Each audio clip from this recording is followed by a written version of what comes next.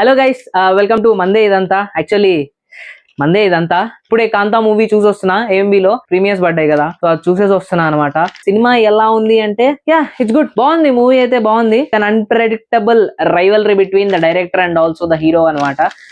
ఇది basic concept ఏం లేదు, చిన్న స్టోరీ లైన్ లో చెప్తాను. Concept hero and also director వీళ్ళిద్దరి మధ్యలో ఒక చిన్న రైవల్రీ ఉంటది. ఆ రైవల్రీ ఎంత తెగిస్తది అన్నదే మూవీ. మనం ఆల్రెడీ ట్రైలర్ లో చూసాం అది చిన్న రైవల్రీ అన్నది. సో అది సినిమాలో ఎలా చూపించారు అన్నది ఇది స్టోరీ. పర్ఫార్మెన్సెస్ గురించి మాట్లాడుకోవాలంటే దుల్కర్ సల్మాన్ బ్రో నీకు అసలు నన్ను అడిగితే ఫ్లాప్స్ పడవా నీకు?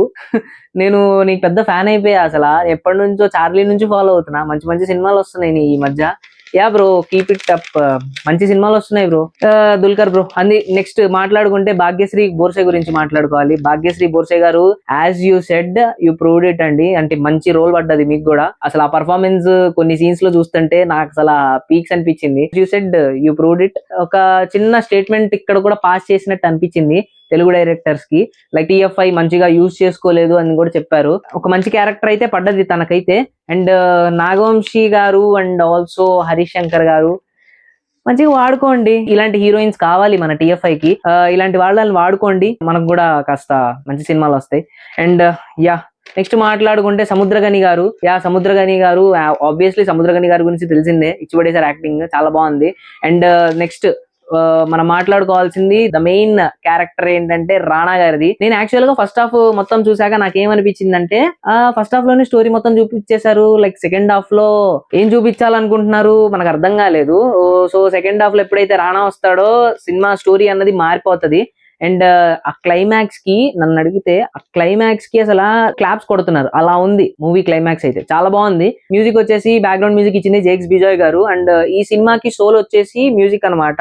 జేక్స్ బిజాయ్ గారు చాలా బాగా ఇచ్చారు బ్యాక్గ్రౌండ్ స్కోర్ కూడా. మెయిన్ గా మాట్లాడుకోవాల్సింది ఈ సినిమా గురించి స్క్రీన్ ప్లే.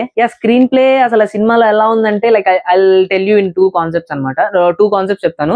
ఆ 2 కాన్సెప్ట్స్ ఏంటంటే, ఒకటి reel cinema. And reel cinema అంటే ఏంటంటే సినిమాలో సినిమా తీస్తారు, అది రీల్ సినిమా కింద కన్సిడర్ చేసుకోండి. అండ్ రియల్ సినిమా వచ్చేసి మనం చూస్తున్న cinema.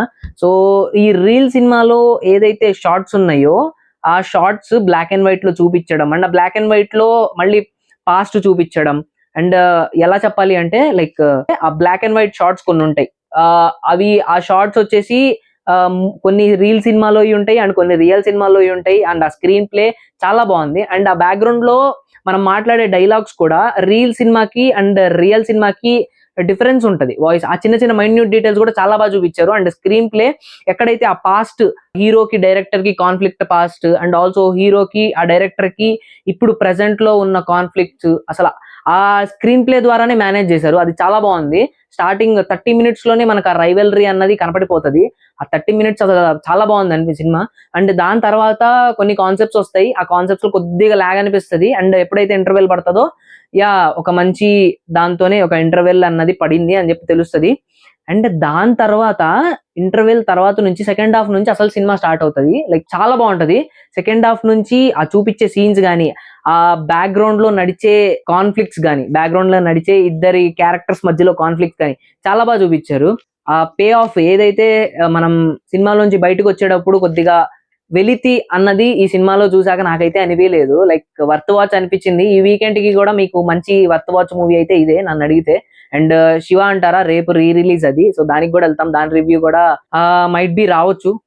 I'm not sure, might be రావచ్చు. వస్తే కనుక చూసేయండి. అండ్ ఈ వీడియో కనుక మీకు నచ్చినట్లయితే లైక్ చేయండి, షేర్ చేయండి, అండ్ ఆల్సో సబ్స్క్రైబ్ చేయండి. మీ ఫ్రెండ్స్ అండ్ ఫ్యామిలీకి షేర్ చేయండి. అండ్ ఆల్సో కుదిరితే కమెంట్ చేయండి. Feel free to comment whatever your thoughts are. Like మాకు కూడా తెలియాలి కదా, లైక్ పబ్లిక్ రెస్పాన్స్ ఇలా వస్తుంది అని చెప్పి తెలియాలి కదా. Feel free, no issues. మేము ప్రతిదీ పాజిటివ్ గానే తీసుకుంటాం. No issues in that. That is it for this video guys. Signing off, bye.